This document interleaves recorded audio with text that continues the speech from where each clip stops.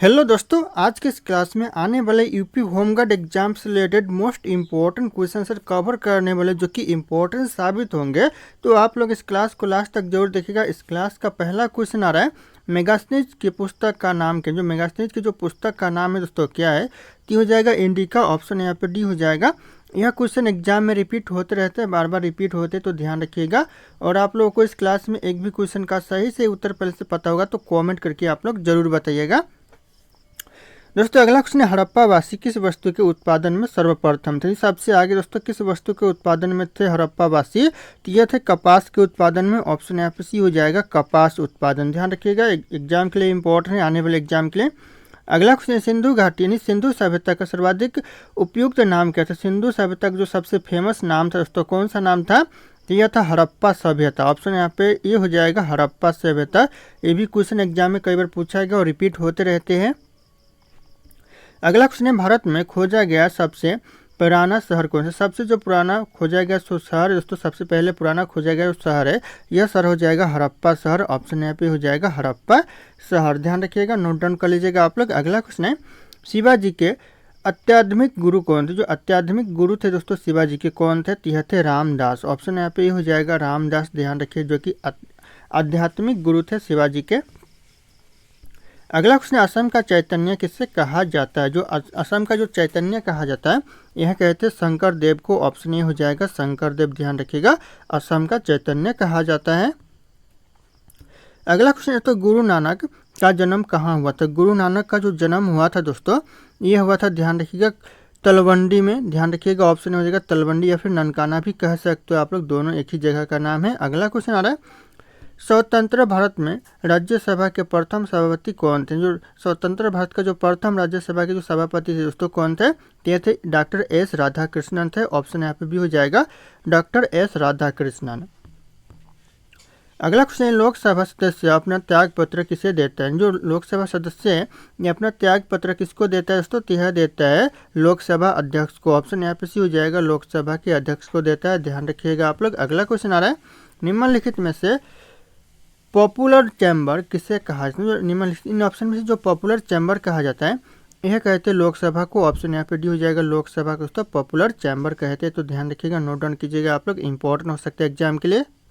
दोस्तों अगला क्वेश्चन है, लगातार दूसरी बार प्रधानमंत्री पद पर आसीन होने वाले व्यक्ति कौन है। दोस्तों इन ऑप्शन में से कौन है, तीन में से हो जाएंगे सभी। ध्यान रखिएगा, जवाहरलाल नेहरू भी है, इंदिरा गांधी भी है, अटल बिहारी वाजपेयी है। तो ध्यान रखिएगा आप लोग, ऑप्शन यहाँ पे डी हो जाएगा करेक्ट आंसर। अगला क्वेश्चन आ रहा है, राष्ट्रीय आपदा प्रबंधन प्राधिकरण के अध्यक्ष कौन है। जो राष्ट्रीय आपदा प्रबंधन प्राधिकरण के जो अध्यक्ष है दोस्तों कौन है, तो हो जाएगा प्रधानमंत्री है। ऑप्शन यहाँ पे ये प्रधानमंत्री करेक्ट आंसर हो जाएंगे। अगला क्वेश्चन दोस्तों, वर्ष 1975 से लेकर 1977 के बीच आपातकाल के दौरान भारत के प्रधानमंत्री कौन। दोस्तों इस दौरान जो प्रधानमंत्री थे भारत के कौन थे, तो यह थे इंदिरा गांधी। ऑप्शन यहाँ पे डी हो जाएगा इंदिरा गांधी। ध्यान रखिएगा आप लोग, इंपॉर्टेंट हो सकते हैं एग्जाम के लिए। अगला क्वेश्चन है, कौन व्यक्ति मंत्रिपरिषद का सदस्य हो सकता है। कौन व्यक्ति इन ऑप्शन से दोस्तों कौन मंत्रिपरिषद का सदस्य हो सकता है, ये हो जाएगा सांसद हो सकता है। ऑप्शन यहाँ पे सी हो जाएगा सांसद। ध्यान रखिएगा आप लोग। अगला क्वेश्चन आ रहा है, भारतीय संविधान में निम्नलिखित में से किस पद का उल्लेख नहीं है। भारतीय संविधान में दोस्तों इनमें से कौन से पद का उल्लेख नहीं है, तो जाएगा उप प्रधानमंत्री का उल्लेख नहीं है। ऑप्शन यहाँ पे भी हो जाएगा उप प्रधानमंत्री। ध्यान रखिएगा आप लोग, इंपॉर्टेंट हो सकते हैं एग्जाम के लिए। अगला क्वेश्चन है, जिला कलेक्टर किस अधिकारी के अधीन कार्य करता है। दोस्तों किस अधिकारी के तहत दोस्तों कार्य करता है जिला कलेक्टर, यह करता है संभागायुक्त अधिकारी के अंतर्गत। ऑप्शन यहाँ पे सी हो जाएगा संभागायुक्त अधिकारी। ध्यान रखिएगा आप लोग। अगला क्वेश्चन है, बाद में नई संसदीय समिति प्रणाली की शुरुआत कब हुई थी। जो बाद में जो नई संसदीय समिति की जो प्रणाली की जो शुरुआत हुई थी दोस्तों कब हुई थी, तो जाएगा 1991 में हुआ था। ध्यान रखिएगा, और आप लोगों को सही आंसर पता होगा तो कमेंट करके बताइएगा। ऑप्शन यहाँ पे सी हो जाएगा 1991 में। अगला क्वेश्चन आ रहा है, लोक लेखा समिति में कितने अध्यक्ष होते हैं। लोक लेखा समिति में जो अध्यक्ष होते हैं कितने होते हैं, तो यह 22 अध्यक्ष होते हैं। ऑप्शन यहाँ पे भी हो जाएगा 22 अध्यक्ष। ध्यान रखिएगा, यह क्वेश्चन एग्जाम में कई बार पूछा गया है। अगला क्वेश्चन है, निम्नलिखित में से कौन सी एक सबसे बड़ी संसदीय समिति है। दोस्तों ऑप्शन से कौन सी एक सबसे बड़ी संसदीय समिति है, तो जाएगा प्रकलन समिति है। ऑप्शन यहाँ पे भी हो जाएगा प्रकलन समिति। कई बार क्वेश्चन एग्जाम में पूछा गया। अगला क्वेश्चन है, भारतीय संविधान की व्याख्या करने का मुख्य अधिकार किसे, जो मुख्य अधिकारी दोस्तों ये कौन है दोस्तों, तो ये हो जाएगा यहाँ पे सर्वोच्च न्यायालय होता है। ऑप्शन यहाँ पे डी हो जाएगा सर्वोच्च न्यायालय। ध्यान रखिएगा। और आप लोग हमारे चैनल पर नए होंगे तो चैनल को सब्सक्राइब करके बेल आइकन को प्रेस कर लीजिएगा ताकि इसी तरह के वीडियो आप लोगों को सबसे पहले मिलते रहे। अगला क्वेश्चन है, उच्चतम न्यायालय के न्यायाधीशों की संख्या में वृद्धि करने का शक्ति किसके पास। जो उच्चतम न्यायालय में जो न्यायाधीशों की जो संख्या का वृद्धि करने का जो अधिकार है किसे दोस्तों, तो हो जाएगा संसद के पास है। ऑप्शन यहाँ पे डी हो जाएगा संसद। अगला क्वेश्चन दोस्तों, उच्च न्यायालय के क्षेत्राधिकार को घटाने दिया या बढ़ाने का दोस्तों अधिकार किसके पास, घटाने या फिर बढ़ाने का जो अधिकार दोस्तों किसके पास है, तो यह भी संसद के पास है। ऑप्शन यहाँ पे बी हो जाएगा संसद के पास। ध्यान रखिएगा आप लोग। अगला क्वेश्चन आ रहा है, शहरी क्षेत्र में आमतौर पर किस प्रकार की बेरोजगारी दिखाई देती है। जो शहरी क्षेत्र में जो बेरोजगारी दिखाई देती है दोस्तों किस प्रकार की बेरोजगारी दिखाई देती है, शिक्षित बेरोजगारी। ऑप्शन यहाँ पे हो जाएगा शिक्षित बेरोजगारी। ध्यान रखिएगा शहरी क्षेत्रों में दिखाई देती है। अगला क्वेश्चन है, भारत की राष्ट्रीय आय में सर्वाधिक योगदान है किसका दोस्तों, सबसे ज़्यादा योगदान है राष्ट्रीय आय में भारत की, ती हो जाएगी यहाँ पे विनिर्माण क्षेत्र का। ऑप्शन यहाँ पे भी हो जाएगा विनिर्माण क्षेत्र। ध्यान रखिएगा आप लोग, सबसे ज़्यादा योगदान होता है। अगला क्वेश्चन आ रहा है, बैंक की नई शाखाएं खोलने के लाइसेंस किसके द्वारा दिया जाता है। जो बैंक की जो नई शाखाएं खोलने की जो लाइसेंस दिया जाता है यह दिया जाता है आरबीआई के द्वारा। ऑप्शन यहाँ पे सी हो जाएगा आरबीआई। ध्यान रखिएगा आप लोग। अगला क्वेश्चन है, भारत का सबसे बड़ा शेयर बाजार कौन सा। भारत का जो सबसे बड़ा शेयर बाजार है यह मुंबई शेयर बाजार है। ऑप्शन यहाँ पे सी हो जाएगा मुंबई शेयर बाजार, जो कि भारत का सबसे बड़ा शेयर बाजार है। अगला क्वेश्चन आ रहा है, शेयर बाजार के कार्यों को नियंत्रित कौन करता है। शेयर बाजार के जो कार्यों को नियंत्रण करता है तो कौन करता है, तो यह करता है सेबी। ऑप्शन यहाँ पे बी हो जाएगा सेबी करता है। अगला क्वेश्चन है, पहले औद्योगिक क्रांति किस देश में हुई थी। जो सबसे पहले जो औद्योगिक क्रांति हुई थी कौन से देश में हुई थी, तो हो जाएगा ग्रेट ब्रिटेन में हुआ था। ऑप्शन यहाँ पे डी हो जाएगा ग्रेट ब्रिटेन। ध्यान रखिएगा आप लोग, एग्जाम के लिए इंपॉर्टेंट हो सकता है। अगला क्वेश्चन है, रिलायंस इंडस्ट्रीज की स्थापना करने वाले कौन थे। जो रिलायंस इंडस्ट्रीज की जो स्थापना करने वाले जो थे दोस्तों यह थे धीरूभाई अंबानी थे। ऑप्शन यहाँ पे डी हो जाएगा धीरूभाई अंबानी। कई बार क्वेश्चन एग्जाम में पूछा गया है। अगला क्वेश्चन है, पीला गुलाब कहाँ पाया जाता है। जो पीला गुलाब पाया जाता है दोस्तों कहाँ पर, तो यह भारत में पाया जाता है। ऑप्शन यहाँ पे सी हो जाएगा भारत दोस्तों, जहाँ पर पीला गुलाब पाया जाता है। अगला क्वेश्चन है, गौतम बुद्ध ने अपना प्रथम उपदेश कहाँ दिया था। गौतम बुद्ध ने जो प्रथम उपदेश दिया था यह दिया था सारनाथ में। ध्यान रखिएगा, ऑप्शन यहाँ पे सी हो जाएगा सारनाथ। कई बार एग्जाम में पूछा गया है दोस्तों। अगला क्वेश्चन है, प्रथम कृषि गणना कब की गई। जो पहला कृषि गणना किया गया था कब किया गया था, तो यह किया गया था 1970 में। ध्यान रखिएगा, यह क्वेश्चन एग्जाम में कई बार पूछा गया है। ऑप्शन सी हो जाएगा, नोट डाउन करके रखिएगा आप लोग, आने वाले एग्जाम के लिए इंपॉर्टेंट साबित होंगे। दोस्तों अगला क्वेश्चन है, प्राचीनतम विश्वविद्यालय कौन सा था। जो प्राचीनतम विश्वविद्यालय था दोस्तों कौन सा था, तो हो जाएगा नालंदा विश्वविद्यालय, जो कि प्राचीनतम विश्वविद्यालय था। ऑप्शन सी हो जाएगा नालंदा विश्वविद्यालय। कई बार एग्जाम में पूछा गया है। अगला क्वेश्चन है, किस भाषा का ज़्यादा प्रयोग बौद्धवाद के प्रचार के लिए किया गया था। किस भाषा का प्रयोग किया गया था दोस्तों सबसे ज़्यादा, यह किया गया था पाली भाषा का। कई बार एग्जाम में पूछा गया है। ऑप्शन सी हो जाएगा पाली भाषा। ध्यान रखिएगा आप लोग। अगला क्वेश्चन है, महावीर की मृत्यु कहाँ हुई थी। महावीर की जो मृत्यु हुआ था दोस्तों ये हुआ था दोस्तों पावापुरी में। ऑप्शन यहाँ पे डी पावापुरी करेक्ट आंसर होगा, महावीर की मृत्यु हुआ था। ध्यान रखिएगा आप लोग। अगला क्वेश्चन आ रहा है दोस्तों, मठ मंदिर और स्तूप किस धर्म से संबंधित। जो मठ और जो मंदिर और स्तूप है दोस्तों ये कौन से धर्म से संबंधित है, तो यह बौद्ध धर्म से संबंधित है। ऑप्शन यहाँ पे हो जाएगा बौद्ध धर्म। ध्यान रखिएगा, कई बार एग्जाम में पूछा गया है क्वेश्चन।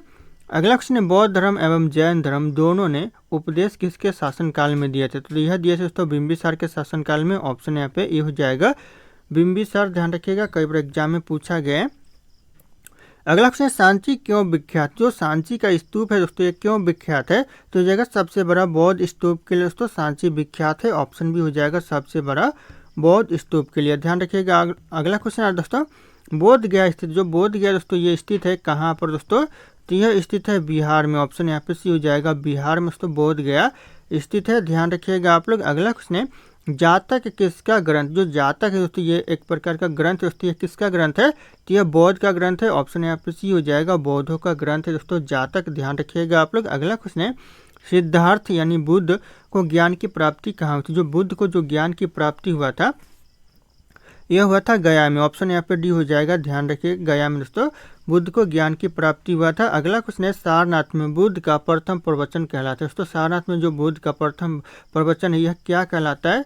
तो यह कहलाता है दोस्तों धर्म चक्र परिवर्तन कहलाता है। ऑप्शन यहाँ पे डी हो जाएगा, धर्म चक्र परिवर्तन। ध्यान रखिएगा आप लोग। अगला क्वेश्चन आ रहा है, बौद्ध धर्म ने समाज के निम्न वर्गों पर महत्वपूर्ण प्रभाव डाला। यानी किस वर्गों पर दोस्तों महत्वपूर्ण प्रभाव डाला दोस्तों बौद्ध धर्म ने? तो यह डाला दोस्तों महिला और शूद्र वर्गों पर। ऑप्शन यहाँ पे डी हो जाएगा, महिला और शूद्र वर्ग। ध्यान रखिएगा आप लोग। दोस्तों अगला क्वेश्चन है, संविधान यानी भारतीय संविधान में कितने मौलिक कर्तव्य दिए गए? जो मौलिक कर्तव्य दिए गए दोस्तों यह दिए गए 11 मौलिक कर्तव्य। ऑप्शन यहाँ पे ये हो जाएगा, 11 मौलिक कर्तव्य दिए गए हैं। दोस्तों अगला क्वेश्चन है, भारत के संविधान का कौन सा भाग मौलिक कर्तव्यों को दर्शाता है? कौन सा भाग है जो कि मौलिक कर्तव्यों को दर्शाता है? हो जाएगा भाग 4A। ध्यान रखिएगा, ऑप्शन यहाँ पे भी हो जाएगा भाग 4A, जो कि मौलिक कर्तव्यों को दर्शाता है। कई बार एग्जाम में पूछा गया है, ध्यान रखिएगा आप लोग। अगला क्वेश्चन है, भारतीय संविधान में गरबा मौलिक कर्तव्य किस वर्ष जोड़ा गया? किस वर्ष दोस्तों गरबा मौलिक कर्तव्य जोड़ा गया भारतीय संविधान में?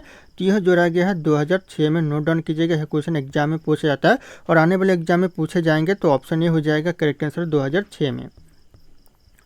अगला क्वेश्चन है, भारत की पार्लियामेंट का उद्घाटन कब हुआ था? भारत की जो पार्लियामेंट का जो उद्घाटन हुआ था ये हुआ था 1927 में। ध्यान रखिएगा आप लोग, इंपॉर्टेंट हो सकता है एग्जाम के लिए, कई बार एग्जाम में पूछा गया। ऑप्शन भी हो जाएगा 1927। अगला क्वेश्चन है, भारत में कुल कितने उच्च न्यायालय? भारत में तो उच्च न्यायालय कुल कितने हैं? तो हो जाएगा कुल 25 उच्च न्यायालय है। ऑप्शन यहाँ पे से हो जाएगा 25 वर्तमान में उच्च न्यायालय है। अगला क्वेश्चन है, भारत की संसद मुख्य किस मंडल पर आधारित? जो भारत की संसद दोस्तों यह मुख्य रूप से किस मंडल पर आधारित है? तो यह ब्रिटिश पार्लियामेंट पर आधारित है। ऑप्शन भी ब्रिटिश पार्लियामेंट करेक्ट आंसर हो जाएगा। ध्यान रखिएगा, क्वेश्चन कई बार एग्जाम में पूछा गया है। अगला क्वेश्चन है, राष्ट्रपति पद के उम्मीदवारों के लिए अधिकतम आयु कितनी होनी चाहिए? कितनी होनी चाहिए दोस्तों? तो इसमें आयु की कोई सीमा नहीं होती है। ऑप्शन यहाँ पे डी हो जाएगा, आयु की कोई सीमा नहीं होती। ध्यान रखिएगा आप लोग। अगला क्वेश्चन आ रहा है, भारत के निम्नलिखित राष्ट्रपतियों में से कौन केंद्रीय श्रम मंत्री भी रह चुके हैं? कौन से राष्ट्रपति जो कि केंद्रीय श्रम मंत्री भी रह चुके हैं? तो हो जाएगा बीबी गिरी, जो कि केंद्रीय श्रम मंत्री भी रह चुके हैं। ऑप्शन भी हो जाएगा। अगला क्वेश्चन आ रहा है, भारत का राष्ट्रपति किसका एक अभिन्न अंग होता है? भारत का जो राष्ट्रपति किसका एक अभिन्न अंग होता है? तो होता है संसद का। ऑप्शन यहाँ पे हो जाएगा, संसद का अभिन्न अंग होता है। ध्यान रखिएगा आप लोग। अगला क्वेश्चन आ रहा है, भारत के राष्ट्रपति के पास कौन सी वीटो शक्ति होती है? कौन सी वीटो शक्ति दोस्तों भारत के राष्ट्रपति के पास होती है दोस्तों? तो हो जाएगा इनमें से सभी होती है। ऑप्शन डी हो जाएगा, यानी पूर्ण निषेध भी होती है, निलंबित निषेध भी होती है और यहाँ पे पॉकेट निषेध भी। सारे तीनों की तीनों शक्ति होती है दोस्तों किसके पास? तो राष्ट्रपति के पास। ध्यान रखिएगा आप लोग। अगला क्वेश्चन आ रहा है, डॉक्टर राजेंद्र प्रसाद कितने वर्ष तक राष्ट्रपति रहते? कितने वर्ष तक दोस्तों? तो हो जाएगा 12 वर्षों तक रहे थे राष्ट्रपति। ऑप्शन यहाँ पे सी हो जाएगा 12 ईयर्स। ध्यान रखिएगा आप लोग। अगला क्वेश्चन आ रहा है, भारत के उपराष्ट्रपति को कितने वर्षों की अवधि के लिए चुना जाता है? कितने वर्षों के लिए चुना जाता है? तो यह चुना जाता है 5 वर्षों के लिए। ऑप्शन यहाँ पे सी हो जाएगा 5 ईयर्स। ध्यान रखिएगा आप लोग, 5 वर्षों के लिए चुना जाता है। अगला क्वेश्चन है, उपराष्ट्रपति अपना त्याग पत्र किसे संबोधित करता है? किसे दोस्तों संबोधित करता है? तो यह कहता है राष्ट्रपति को। ऑप्शन यहाँ पे हो जाएगा राष्ट्रपति। ध्यान रखिएगा आप लोग। अगला क्वेश्चन आ रहा है, उत्तर प्रदेश में राज्यसभा के लिए सदस्य कितने सदस्य चुने जाते हैं? तो राज्यसभा के लिए जो उत्तर प्रदेश से सदस्य चुने जाते हैं यह 31 सदस्य चुने जाते हैं। ऑप्शन यहाँ पे सी हो जाएगा 31 सदस्य। ध्यान रखिएगा आप लोग। अगला क्वेश्चन आ रहा है, राज्यसभा में किस राज्य के प्रतिनिधियों की सर्वाधिक संख्या? यानी जो राज्यसभा में दोस्तों किस राज्य की प्रतिनिधियों की सबसे ज़्यादा संख्या में दोस्तों सदस्य है? तो हो जाएगा उत्तर प्रदेश। ऑप्शन यहाँ पे D Uttar Pradesh correct answer हो जाएगा। ध्यान रखिएगा आप लोग। अगला क्वेश्चन है, बिहार में लोकसभा सीटों की कुल संख्या कितनी? बिहार में जो लोकसभा सीटों की कुल संख्या है 40 है। ऑप्शन यहाँ पे ए हो जाएगा 40। ध्यान रखिएगा, कुल लोकसभा सीटों की संख्या है। अगला क्वेश्चन आ रहा है, प्राचीनतम विश्वविद्यालय कौन सा था? जो सबसे जो पुराना नहीं प्राचीनतम विश्वविद्यालय था दोस्तों कौन था? इस क्वेश्चन का जो सही उत्तर होगा आप लोगों को कमेंट करके बताने। ऑप्शन यहाँ पे सारे के सारे शो करें। फिर मिलते हैं अगले क्लास में।